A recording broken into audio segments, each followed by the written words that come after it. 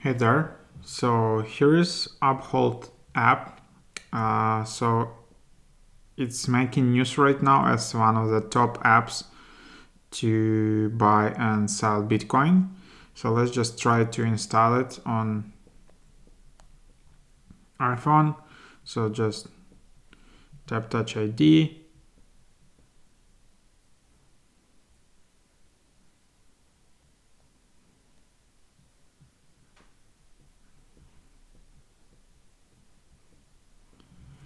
So yeah, it's around 60 megabytes size.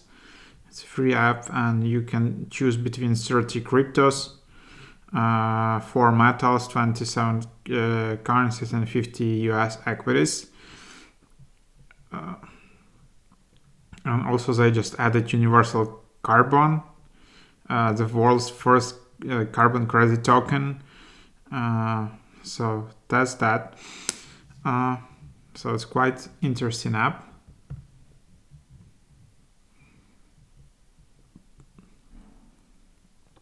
I'm just not sure, like, yeah, if you can sign up here with like globally, or can you try it outside of United States?